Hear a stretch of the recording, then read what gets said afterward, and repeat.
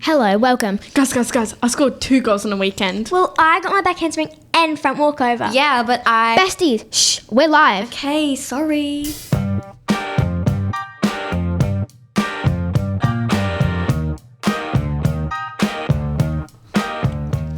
Hi, and welcome to Girl Sports. My name is Eva, your host, and today I'm going to be here with my besties Phoebe. Hi. Swarnima. Hi. And Lily. Hey. Today we're going to be talking about how amazing girl sports are. Right now, it's Friday, and we're being held captive in a top secret basement. Yeah, totally a top secret basement. Yeah, sure. We're going to be discussing lots and lots today, including embarrassing, sad stories, unfairness in girl sports, and future sports, or would you keep it the same? But first, we're going to be talking about our first experiences in our sports. Swarnima, tell me a story about your first experience in netball. I was never really interested in netball until my friend Lily started playing. She helped me join the team and I got an amazing coach called Emily. She coached us really well. We had training every Wednesday and we always had so much fun. Training always ended at 4 or 5 p.m. so we would have just enough time to practice netball. On Saturdays, we would have our games with some of the other schools. We would do exercises and warm-ups on the court. My dad had to pay $70 so I could do my Saturday games. That Saturday, we played against St. Ignatius, and oof, they were rough. But of course, our school team was so good that we beat them. Later, I started getting better and had played in every single position on court. Emily knew that wherever she put me on court, I would always give it 100% every time. Go. Yeah, so that's my first experience of netball. Phoebe, what about you? So my first experience in soccer was when the Australian Women's World Cup started. My brother played soccer often, but I never found it that interesting to join the club. But when I saw other girls playing it, I thought I should give it a shot. I managed to get into an amazing team with a coach named Jamie and another girl called Holly. I was really scared at first and was thinking, what happens if I'm the only girl? I was there for ages, just standing there like a weirdo. And boom, out of nowhere, a family shows up with 20 people. Turns out she had her auntie, her uncle, 3 other siblings there, plus her grandma and grandpa. After all the welcomes and the awkward introduce yourself, we started the drills. And of course, I sucked, but in the end, it was one of the best sports I've ever done. Oh, that's cool. Okay, on to embarrassing and sad stories. Swarnima, what was the saddest story in your netball games? Well, Eva, the most saddest thing in my netball games is when Oh yeah, back to the saddest story. So anyways, it was when I had fractured my ankle. Really? How? Well, because I was running to get the ball so I wouldn't roll off the court, but I accidentally landed on top of my player's foot and rolled it really badly. Oh my God. So I went off court crying because it was hurting so bad. No wonder. Little did I know that I had fractured it. But guess what? I played for the last quarter, 15 more minutes, thinking that I was all right. Later, once I got home, it started hurting again, badly. It was all swollen, numb, and there was a small blue bruise on my right side of my ankle. Oh my God. After I went to the doctors and I got an x-ray, and it showed that I had chipped a bit of my fibula bone. Boom. I was in a moon boot for 7 weeks, and finally I got it off because it was healed, but not fully. The doctor told me not to jump or run for 2 more weeks, but then I could be back to normal. Oh, that's good. Hey, Phoebe, what was the most embarrassing story in your soccer games?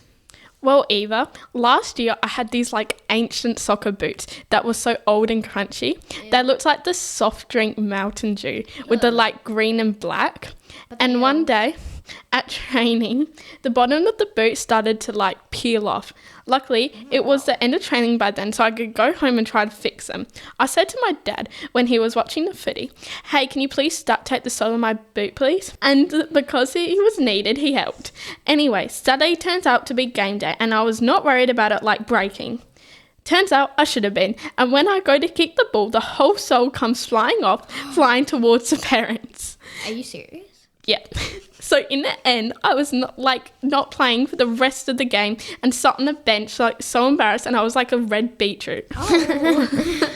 Okay, on to unfairness in girl sports. Hey Lily, tell me about the most unfair moment that you've had in your cheer.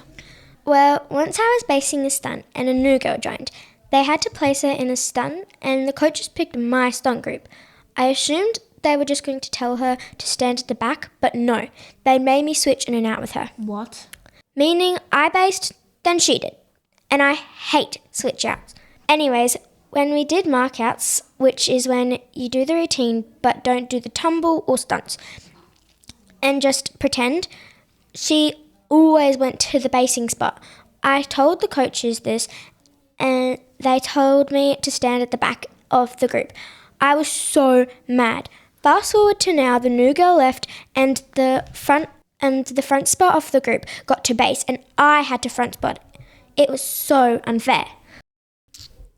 Phoebe, tell me a story about something that happened that helped more girls get into soccer. One story that helped girls get into soccer was probably when the Matildas got so far into the World Cup.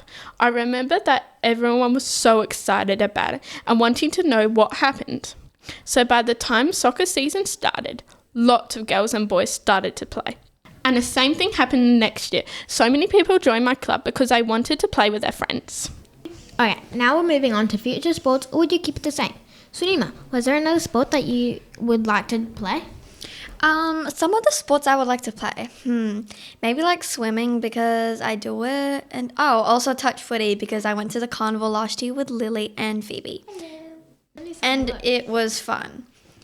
I also love swimming because it just makes me feel like me. Another reason I love swimming is because I get better each time I do it.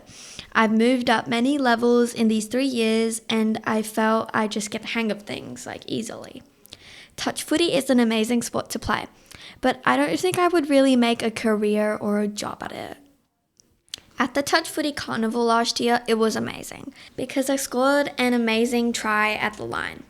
The thing is though, netball, swimming and touch footy are all fun and sporty type of sports, which is why I would choose to play these sports. But of course, I would never ever leave netball. Duh. That's quite cool. Okay, Lily, what are... This is tricky. There's a few actually, like rugby, dance, netball, touch football, and maybe even cricket, volleyball, and lacrosse. I'm currently doing a cricket thing, but I've played a lot of sports, including touch football for 3 years at school carnivals, rugby, and netball. I just finished playing a volleyball carnival and made it into the second carnival. And I played lacrosse for a term, so I'm pretty athletic. I also took a few dance classes here and there, so yeah, I would say I would probably play those sports if I ever had to quick cheer. If you would like to hear more episodes from St. Martin's, you can check out our own podcast page. The link is in the description for this episode. This podcast was produced by Phoebe, Swarnima, Lily, and of course me, Eva, Martins, with ArchD Radio and Podcasting.